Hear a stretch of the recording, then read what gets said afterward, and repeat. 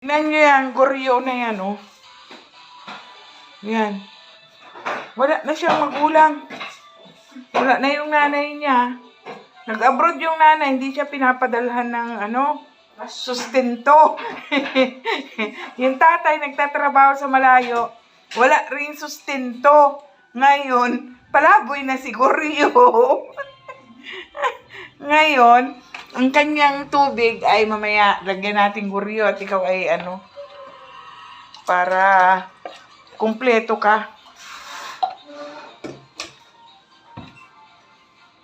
Kumpleto ka. Ano ka rin? Ha? Bilbil? Gusto nga sa mama. Akala ko wala si Rian dyan. Hindi ko sinama. Sa- Sakay ng tricycle, di na. Kaya nga. Ay, bumili ka sa Minit si Rian ng minit at magkakape daw siya. Tignan mo. Magkakape rin. Ayan.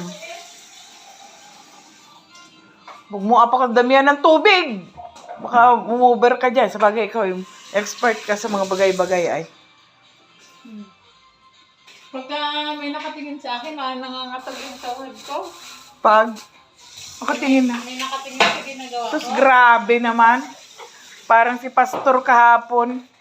Nagpunta at bumili ng hapo ng ng ulam. Pag-git nga natin. Ah, balita ko, sabi niya, dito daw ang pinakamasarap na sisig. Yeah. Sabi namin. Ngayon, titikman ko yung sisig. Tapos, siomay, bumili rin siya ng siomay. Uy, Nay! Magtitinda na ako ng Nay? Ng mga Dalan mo ako. siomay, mga... Ay, hindi, yung atin. Ha? Yung sa atin na Ano? na fries. Ay, ano na sila, pinapayagan na silang magbenta ng mga frozen. Oh, fries. Yung presyong galing ba? Yung... Presyong mura lang. Mura. Kasi sige. kanila mismo yung product nila mismo. Sige. May mga siomay, may mga nuggets. Tapos na sila mag-meeting. Titignan ko, titikim lang ako ng Kung maganda yung siomay, hindi na ako gagawa. Gawa mo pala. Oo, gawa ko yung siomay. Gawa ko. Pero nakatikim na yun si Sis Joy ng siomay na yung dating nila. Yun na una. Yung... Ipatikim mo sa akin at para Hindi, bibili ako ng tag-isang supot. Gaano ba karami yung isang supot? 1 kilo daw yun hindi ko lang alam. Basta mag-ano pa lang kasi sila. Oo, basta yung fries, mo ko.